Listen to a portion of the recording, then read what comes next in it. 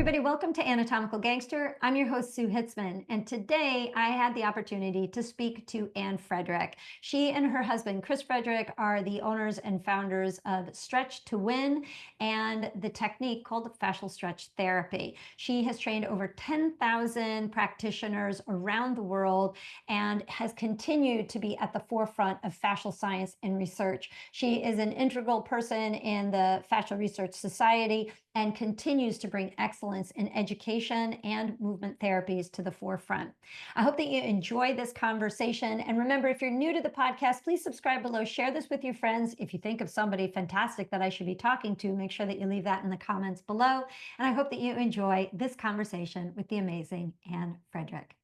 So Ann, thank you so much for coming and chatting with me on Anatomical Gangster. It's always great to see you and chat with you. Thank you, Sue. I appreciate the offer. Absolutely, absolutely. You know, I think a backstory here maybe is required. I think we met in Germany. In Ulm. At Ulm, at one of the fascia congresses when we were not quite a congress yet, but we were kind of getting there.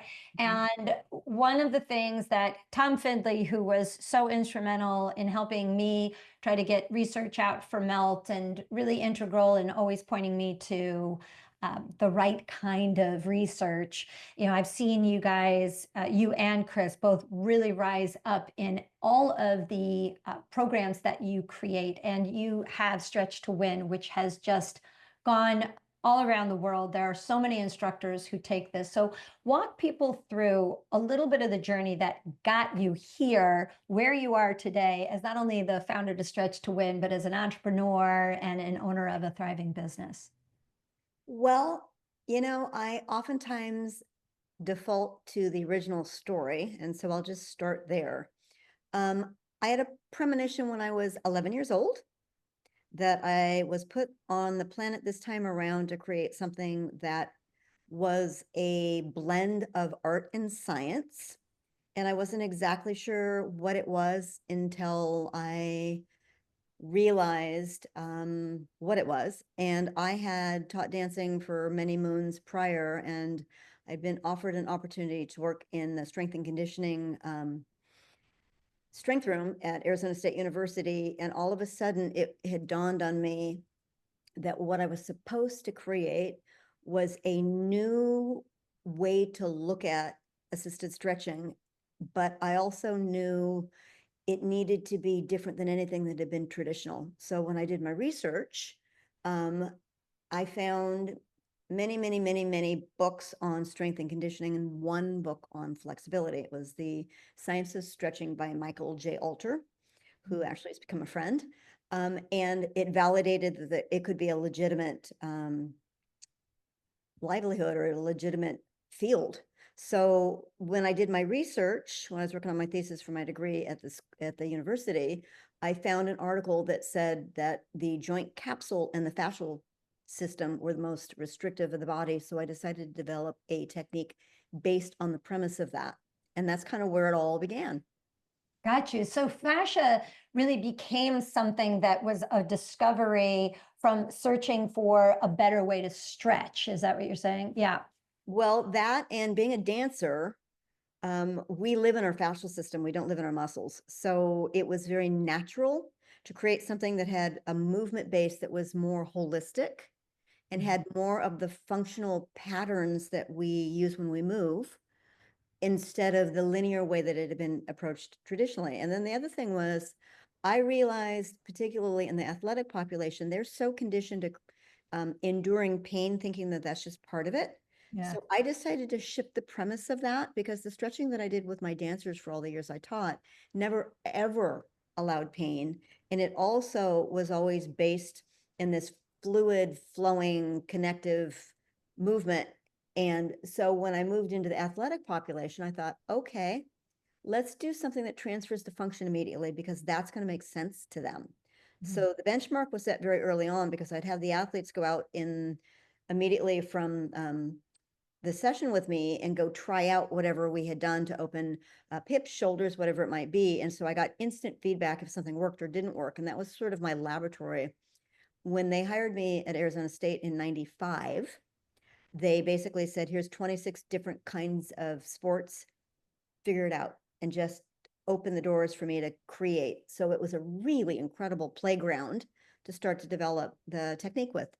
I love that. And fascia, it's interesting. Everyone that I've ever met in the fascial community, either they come upon melt fascia, they come upon fascia because of an injury. Something happens to them that is not a muscle injury, right? And that's how I came to it. I'd sprained my ankle gobs of times or broken bones or whatever. But when I woke up and the bottom of my foot hurt me, and the first diagnosis was plantar fasciitis, I really got to the point where I was like, the hell is inflamed fascia? I don't know anything about that. And so it really sent me down a bit of a rabbit hole. And, also it sounds to you like you just sort of had this calling, I'm going to create something. And now this protocol that you have is a unique type of stretching. And I look at it when I've watched you. My background was in active isolated stretching, Aaron Mattis's work, right? So something that's actually working more on the elastic properties of the tissues rather than, oh, I'm stretching a muscle to make it longer or something. So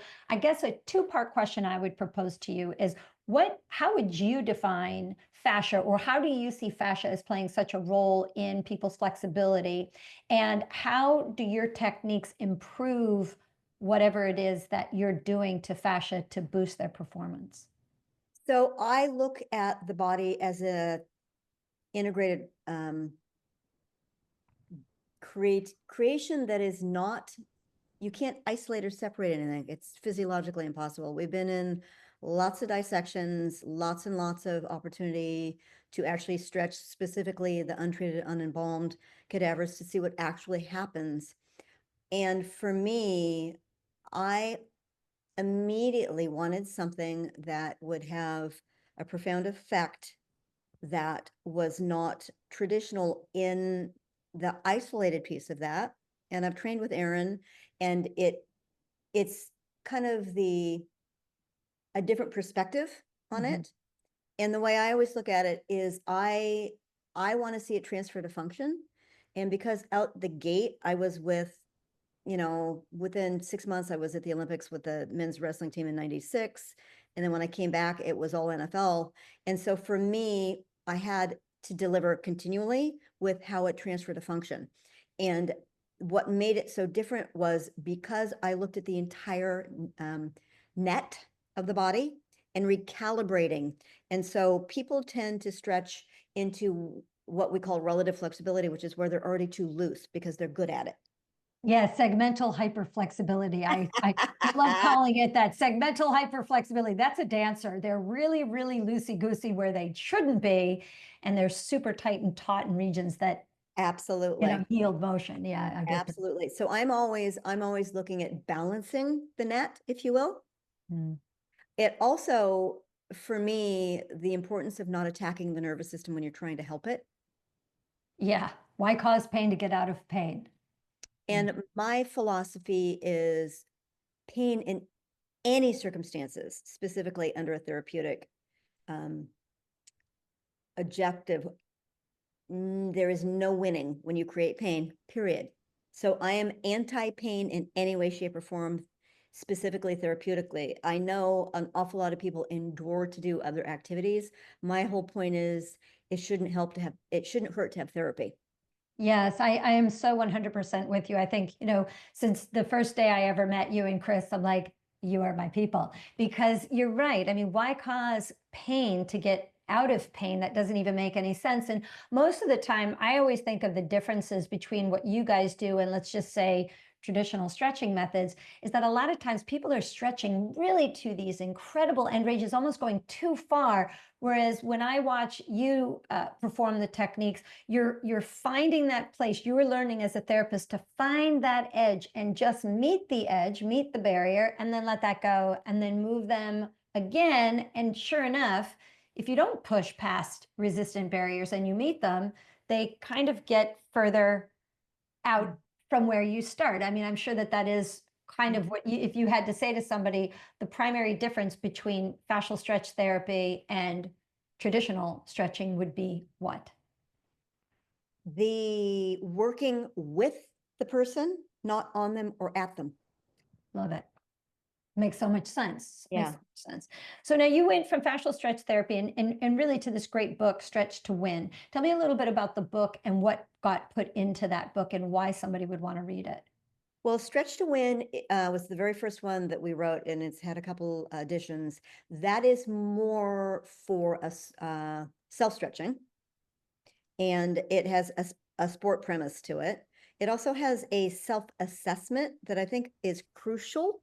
I think one of the other things too that tapping back to what makes what we do very different is assessment is everything. Yeah. Yeah. How do you know where to go if you don't know where you are? And I think traditional stretching is blindly done without having a clear objective and thinking that more is better, and it's not. So the Stretch to Win book is more of a self-stretch guided. And for me, I was always astounded when we wrote it and we would get comments from people saying, oh my God, it helped with this and that. I'm like, really? I'm quite surprised. I mean, great. Yeah. Because I've always been astounded at when you give people specifics with what they actually need, how much improvement. And for example, if you've got right-left asymmetry and you stretch bilaterally the same, you'll be looser, but you're still asymmetrical. Yeah, you become a stronger, more dysfunctional body. I always say, yeah, Yeah. you get better at dealing with your dysfunction instead of fixing it, and therefore, over time over tension overload, and now you actually have a real problem that's worse than where you started, and oftentimes in a different region of the body, right? Well, and we unfortunately push right into the instability of the joints most of the time, right? There's that Yeah, whole piece. And I yeah. think part of what we're discovering, I don't know if you have seen this too. We do a bite and score when the students first come into class, and I'm astounded across the board how 30% of my students are hypermobile and don't know it, Oh, yeah. Oh, I right? actually think, yeah, I think hypermobility is maybe more well known now than it Yeah. has been in many decades prior. You hear a lot more people having a big global diagnosis of now Ehlers-Danlos is actually up at the top, whereas it used to be a subcategory of mixed connective tissue disorders. And now they're kind of, because it's a more popular term or people are hearing about it, you're hearing it diagnosed more and more, but it could be Marfan syndrome. It could be a different disorder. But I wonder, when you have somebody who has hypermobility, how do you incorporate something like your protocols to a hypermobile person, and how can it benefit somebody who's hypermobile? So the way we handle people that are hypermobile is we add a lot of PNF and tendon end strengthening. Hmm. So you get the neurology involved. And so here's the other dichotomy is that people that have hypermobility, and I know you know this, always feel tight because their Yes, soft tissue is always trying to hang on because the joints are unstable. yes, So yes. my whole premise with that is getting them to fire and try to get those tendons to do the end strengthening and then not to push the edges because most of the time, folks that are hypermobile are desensitized. So they want more, more, more. So my whole premise is do not over deliver, trust your intuition with what the tissue is actually saying, and then get them to do end strengthening so that they're neurologically firing up and waking up the proprioceptive component and the mechanoreceptive component to their bodies. Yeah, that makes a lot of sense. And I definitely have many conversations with my clients who are hypermobile who think they're tight. And I'm like, actually, you're not tight, you're taut. Yeah. There's a difference. Tightness is actually two bellies or, a belly of a muscle getting shorter, getting tighter, whereas most of us are locked in a lengthened position. There's too much tension existing. Therefore, the contractility is declining. And now what you have is hypermobility. So it is, I think that just because we feel away does not necessarily mean that that's what the body is. So I agree. I think that these are great things to try to build some awareness. I hope everybody is listening to what we're talking about. And I know you've trained, how many instructors have gone through your many courses? Tell me a little bit about the courses that you guys run. How many people have you brought through it? Give people a little lowdown about this amazing course. I would say in the years, and this is our 25th anniversary of the school. And I would say we're about at 10,000 students that have walked through our doors between the Canadian school and my US school. Amazing. Yeah. So I think we're at almost 50 countries. People have come in and trained from all over the world. Mhm. And I think one of the things that's the most exciting, we've just added a level 4, which was long awaited, and that was very exciting. And my Canadian company is really expanding across Canada. My Canadian partner is now moved all the way across to Vancouver and has been super productive up there. For me, being in Arizona, I have a headquarters that is an 11,000 square foot space that we've created this beautiful learning environment with skylights and garage doors and a giant kitchen and just I've the, been there. It's amazing. yes, ma'am, it is such, my heart's in that place. So Yeah. it's such a cool place to welcome in people into. And we teach about 20 times a year. It's something for me. I never want to burn out and not be 1,000% ready to go into a classroom. Yeah. That's Yeah. really important. What happened with COVID for your company? I think there's probably a lot of other companies that were doing live events, like I did also live events all the time. I was doing about 16 to 20 a year, and then Mhm. COVID happened, and we pulled everything online, and now we just do 2 live events a year, along with retreats. But how did you get around COVID? By the grace of God, we closed for about 6 months. And when we opened back up, my classes were all at uh, capacity and waiting lists with people trying to get back in. It was Oh, yeah. amazing how we rebounded from it. Good. Good. Right. So you guys didn't really have to move online. No. The curriculum, yeah. What? We moved what we life stretch, which is the self-stretching, how to teach like group class or give individual stretching. That went online, and that needed to go online because it doesn't have to be live. So that was good. That forced me to do that finally, to sit Gotcha. down and put that together. And that's a lovely adjunct that the students can use for homework, for self-care, to teach class. Well, a lot of that was going on during COVID, that the live streaming of that. But we were really blessed to actually have a boom in COVID, which is kind of crazy because I know an awful lot of places did not come out from underneath it. Yes, indeed. I mean, it really affected everybody worldwide. You had to be able to pivot, hold tight, and keep going. And I mean, it really, it just shows, I think, the health and value of what you've created also. And I say you, but I do want to point out Chris, your husband, Chris Frederick, also is such a huge factor in all of these trainings and what he also does. So touch a little bit on how you and Chris complement each other's expertise. Chris brings in the medical. He's a physical therapist, has been one for many decades, shall we say. So he brings in the medical credibility, to be perfectly honest. I'm a boots on the ground kind of girl that just got in and put it together. He also is the writer in the family. He just is negotiating 2 more book deals actually at the moment.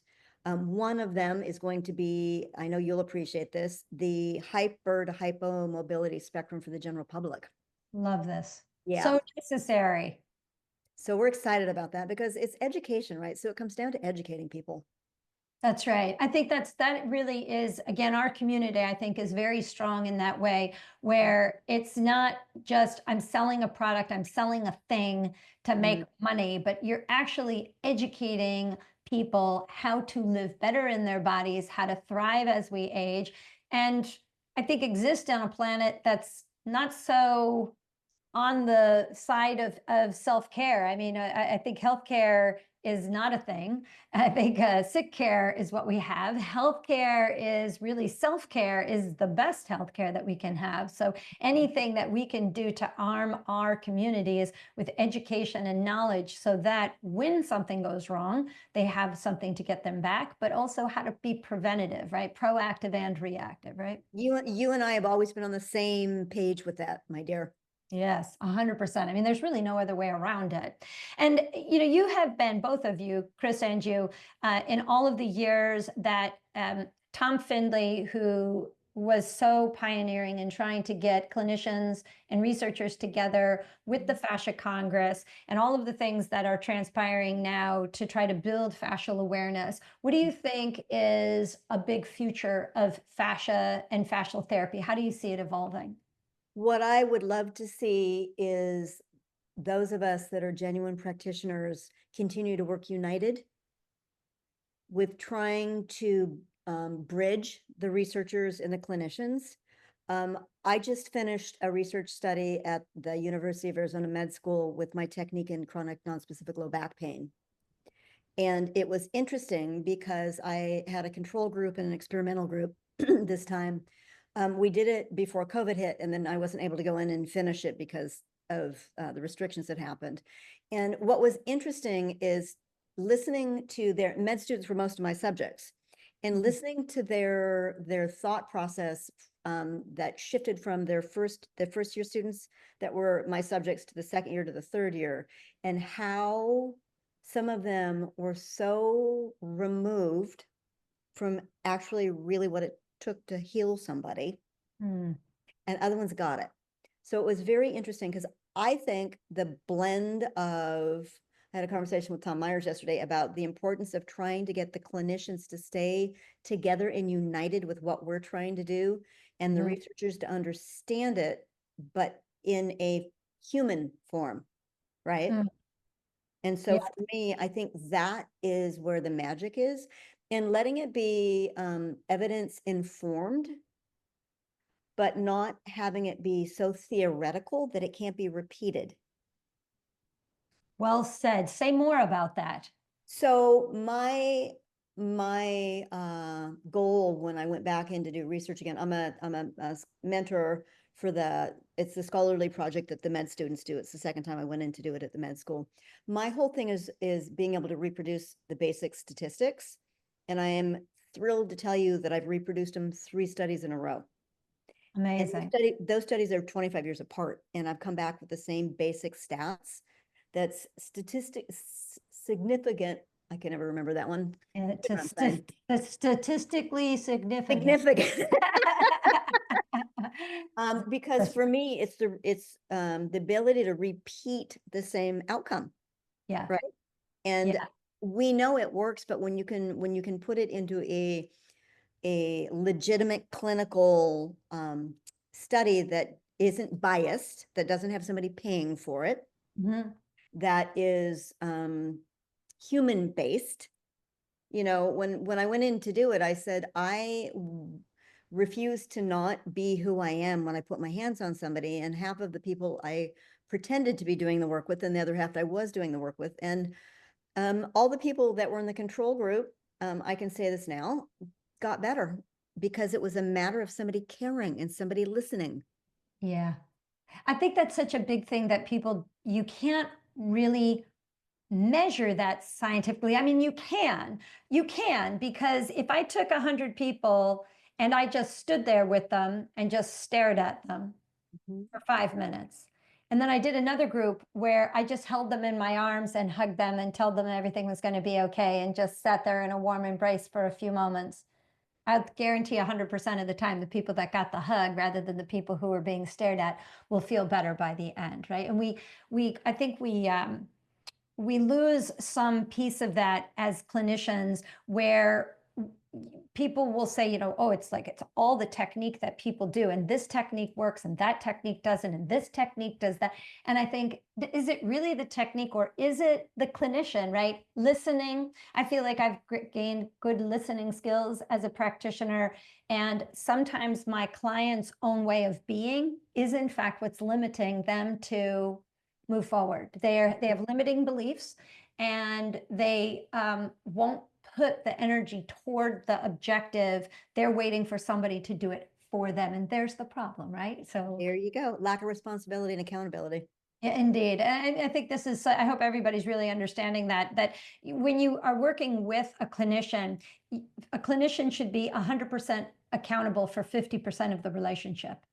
Yep. And the person getting treated should be 100% accountable for 50% of that relationship. And if you meet each other halfway, now you can really start to shape a protocol that is going to, at least for, I think what you and I are always trying to do, is get our clients out of the office and back into active living. I'm not interested in having somebody repeatedly having to always come back to see me to get well. That doesn't sound like high quality work. If I can work on somebody a number of times and get them back out where they only just need me, if something else happens in the future, you can always give me a call, but get back out there. I've given you the tools, and I think that's what you've done in spades for decades now, for sure. It's important to, I hope everybody's hearing that.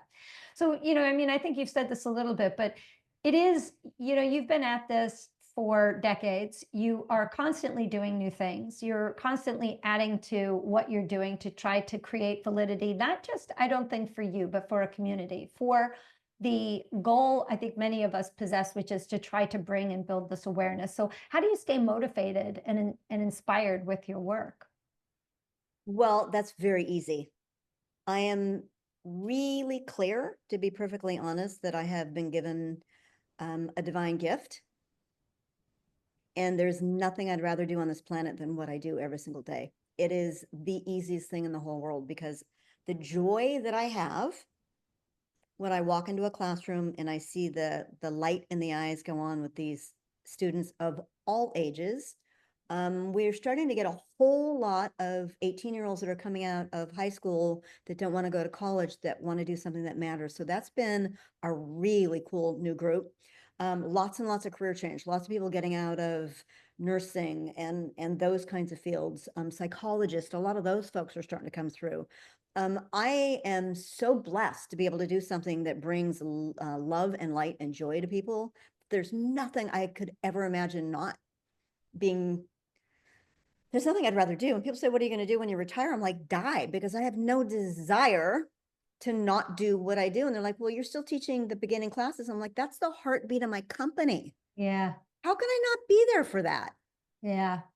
Yeah, the science, I mean, when you really have science and techniques that are absolutely fundamental, you really want to be there for people because, and I so feel this in so many ways that I have 5 levels of training and finally people come to a live event who have done all of their training online and they're like, I've been doing that wrong since day one. You're like, Yeah. see? So there's only so much that somebody can do online when what you really need is to be in a live setting with the masters who are educating people and get that refined skill. There's really, you know, who else are you going to do that with except the people who do it? Right. What's next? What's next on the horizon for you? What is the next new exciting thing? I mean, you're doing a lot I right now. I would say quite honestly, we just switched website platforms and we're building a stronger community again. It was one of those things that um, I know you know that websites are an ongoing evolution. Yes, So we are yes, now they we are. now we now have one that has a much stronger community platform that makes me really happy with people quite honestly off social media talking to each other on the inside. That warms my heart Mhm. because for me it's the community that is so desperately needed. Yeah. People feeling supported, people feeling like they have a place they belong. And we live in a world that has become so isolated and alienated that it's this beautiful haven that we've created for these lovely folks that have come through to do the training that all have their like-heartedness is what I say. Yeah. They all want to make a difference. They all want to make people's lives better. And when you join people like that, it is such a powerful, magical thing. Yes, community is really, I think, fundamental to the practice. I really take great pride in that as well. What do you do for your students who they learn all this great information? Do you help them to learn how to grow a business in what you've taught them? So that's an interesting question because I am always supporting entrepreneurial spirit. I love entrepreneurs. I think certain people are cut out to be entrepreneurs and other ones not so much.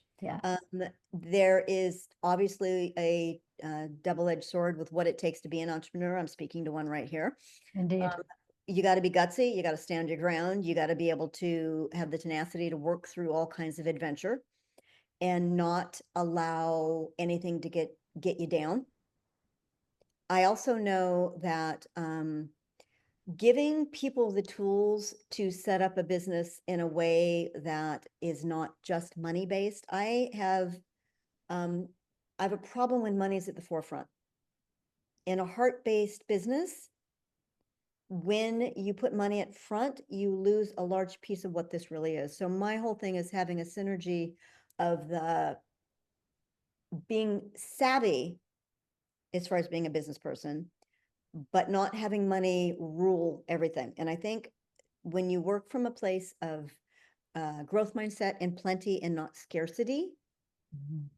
And there is, it's an interesting thing, Sue. The assisted stretching industry is now a multi-billion-dollar industry in the United States. I Yeah, the started stretch labs that are out there, all of these I started it 30 years ago, Oh but I yeah. come from a really different place. I come from a heart place. I come from empowering the people that are doing the work. And the need is there. The billionaires that I've said no to with trying to kind of capture our special brand of what we have, because I don't believe that anybody should work for less than their value of what they bring. Mm. So that's always the challenge with that. Quite honestly, we probably could continue to do more business-wise because I think that's a daunting thing for a lot of folks.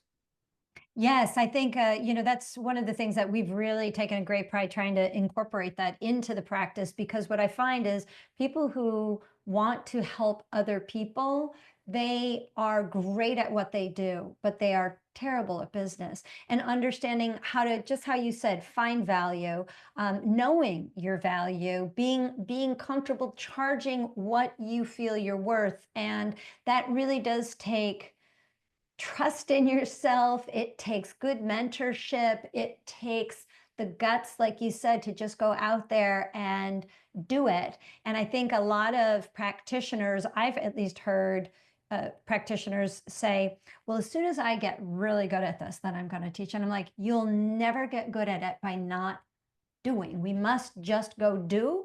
And if that means practicing on friends and practicing on family and, getting people to just come into your clinic, you can do that at one point, but at some point you need to own up and Mhm. be a business owner. Yeah, I think we're in an industry that needs more of that. I think that it's, the industry itself, I think has changed a lot. What do you think is one of the biggest maybe obstacles that you think the fascia education, the science of fascia is going to get stuck in? Do you think that there's like sticky spots for fascia that's inhibiting the flow and the growth and development? Why isn't fascia more well known? People ask me all the time. What do you think that is? I think it is probably still the least understood. Mm. When you take something and throw it in the bucket for centuries and disregard the power of it, um, it's mysterious. It's not as tangible, right? It disappears when we dissect. I remember when we did the dissection in Ulm with the rat that they had sacrificed, and then we dissected, and the fascial tissue disappeared in front of your eyes. It's such a Yeah, delicate, right? folds over It and folds just back, and you're like, you had to keep doing the ringer "Oh, solution literally." on it, and it's such a delicate, almost ethereal sort of presence that it is difficult to truly comprehend the intricacy of it. And I also think we have um, the amount of people doing camps and territories and things like that, and having a fixed opinion on a certain thing of it, and getting isolated instead of staying connected with it. Yeah. You get egos, you get people that think that their way is the only way. And just the thing of any emerging field, right? You get all these different variations of what the answer is. And I think, quite honestly, the only way to really continue to grow is to work collaboratively with each other and to stay like-minded with what it is we're trying to do, because the magic is in the fascia. I know it. I've known it my entire career, and it just continues to reveal itself that way. I'm going to 100% agree with you with that. I think one of the great things I love seeing when David Lazandak wrote his book is that he, I think for the lay person, really helped um, with one big controversial part of fascia, which is that most of the research that's done in fascia is done on a cellular level. You're doing it with atomic force microscopy. You're looking at cells and the extracellular matrix and how cells behave in an environment. But the problem with that is that then terms like when Robert Schleich came up and said, hey, there's active contractile cells in fascia, all of a sudden the entire fascial community was like, aha, and went into this macro definition. And I was like, well, hold up. There's like micro and then there's macro. And there's a big gray gap in how you got there. And you're using terminology of like tight muscle, but you're missing what they mean by this tissue tension on a cellular level. And I think that for me is a big gap where the clinicians like yourself who are saying, we've got to do more research in the macro view, pointing to fascia, pointing to how we're dealing with this, looking away from muscles as being the primary thing and realizing that our nervous system and the fascial system are the stability system. And if these two systems are not functioning in an efficient way, then everything else is going to kind of backfire on you one way or other, right? I think that's probably the big thing. Yeah. Well, I also think the importance of the immune system, the lymphatic system is another thing that gets disregarded a lot. Yeah. Yeah. I mean, you can't really talk about the lymphatic system without pointing to fascia and vice versa. I mean, they're sitting with one another, and every stroke of our body is from head to toe, skin to bone, right? So, Yep. So everybody that comes on Anatomical Gangster, I ask the same question, and I'm going to ask this one to you because I think you'll have a great answer. I just know you will. So if you could tell somebody something that you've learned in life, a real life lesson that shook you, that really changed your mindset, and if somebody else heard it, maybe they were going through a struggle or they were going through something, and they heard what your opinion was, what would you tell somebody, and how might that change their life? I think I'm going to use the advice that I give my first level students on Friday afternoon before I send them out. Because I think we live in a world, Sue, where we're told repeatedly of what we can't do and what we can't be, and are defeated on an ongoing basis with dreams. So one of the things I lean on what my parents taught me, and this is advice that I give on a very regular basis, and it never fails to be the right fit. So there's a couple things. The first thing I'm going to say is that my mom said, grow roots into the earth with your feet and plant a very steady tree, and then reach for the stars with the dreams. And my dad said, find something that the world needs, create it, be the very, very best at it you possibly can, and never, ever stop growing to be better. That is beautiful. That is such a great message. I love that. So, Ann, again, you have just done so much for a community of body workers, therapists, clinicians, personal trainers, group exercise. I mean, anyone can come and take your courses, even the general public that is just curious to embody and learn what it is to have hands-on practice with another colleague.